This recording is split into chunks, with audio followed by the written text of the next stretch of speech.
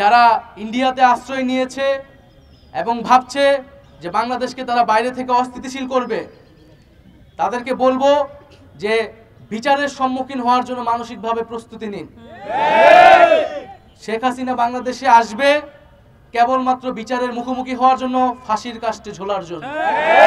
এই শহীদের মিছিল এত লম্বা হচ্ছে, আমরা শুধু এটাই বলবো যে শহীদ আরাফাত 12 বছর বয়সী একজন শিশু, ফ্যাসিবাদের বিরুদ্ধে দেশকে স্বৈরাচার মুক্ত করতে সে রাস্তায় নেমেছিল। আমাদের সৌভাগ্য হয়নি শহীদ হওয়ার, কিন্তু আমরা যারা জীবিত আছি আমাদের দায়িত্ব এই যে শহীদ হয়েছে যারা হাজার হাজার শিশু, কিশোর এবং জনতা, তাদের যে আকাঙ্ক্ষা, সেই আকাঙ্ক্ষা অনুযায়ী বাংলাদেশকে নতুন করে গঠন করা। আমরা দেখেছি যে এই আন্দোলনে স্কুল কলেজ শিক্ষার্থীর পাশাপাশি মাদ্রাসা শিক্ষার্থীদের ব্যাপক অংশগ্রহণ এবং রক্তত্যাগ, আত্মত্যাগ রয়েছে। আমরা শুধু এই আন্দোলনই না, এই সরকারের পুরা 15 বছরের ফ্যাসিবাদী শাসনকালে আমরা দেখেছি যে মাদ্রাসার শিক্ষার্থীদের প্রতি বিগত সরকারের একটা আলাদা ধরনের ক্ষোভ ছিল। মাদ্রাসা শিক্ষার্থীরা বিভিন্ন সময় সরকারের রোষানলে পড়েছে, বঞ্চনা এবং অবহেলার শিকার হয়েছে। সমাজে যে বিভাজন শেখ হাসিনা সবসময় করে রাখার চেষ্টা করেছিল, এই জুলাই আন্দোলনের মধ্যে দিয়ে সেই বিভাজন দূর হয়েছে এবং আর কোনো শক্তিকে, আমাদের দেশের ভিতরে দেশের বাইরের কোনো শক্তিকে আমরা আর এই বিভাজন করতে দিব না। বাংলাদেশের জন্য, বাংলাদেশের স্বাধীনতা সার্বভৌমত্বের জন্য যারা লড়াই করবে, আমরা সবাই কাঁধে কাঁধ মিলে একসাথে আছি, ঐক্যবদ্ধভাবে আছি।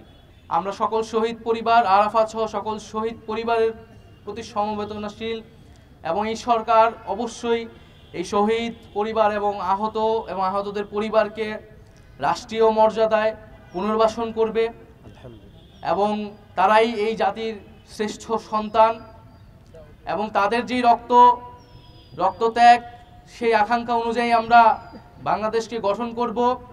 দেশে বিভিন্ন জায়গায় বিভিন্ন ধরনের দাবি দেওয়া এবং আন্দোলন হচ্ছে, আমরা সকল দাবি দেওয়ার প্রতি, আন্দোলনের প্রতি শ্রদ্ধাশীল, কিন্তু আমরা বলবো যে আমাদেরকে এই সরকারের প্রায়োরিটি বুঝতে হবে, আমরা আসলে কি কাজের জন্য এখানে এসেছি এবং সেই কাজটা করতেই সরকারকে সহায়তা করতে হবে।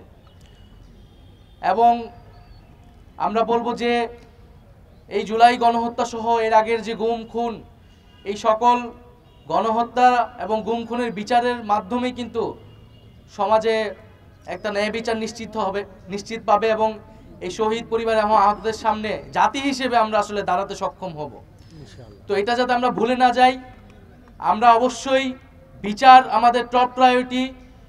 এই বাংলার মাটিতে এই গণহত্যাকারীদের বিচার নিশ্চিত করব, এটা ঘোষণা দিয়েই আমরা এক দফার ঘোষণা দিয়েছিলাম এবং আমরা সেখান থেকে এক বিন্দু পরিমাণও পিছপা হইনি।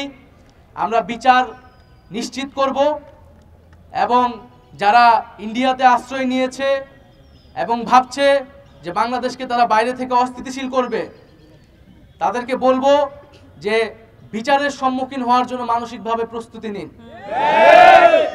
শেখ হাসিনা বাংলাদেশে আসবে কেবলমাত্র বিচারের মুখোমুখি হওয়ার জন্য, ফাঁসির কাস্টে ঝোলার জন্য।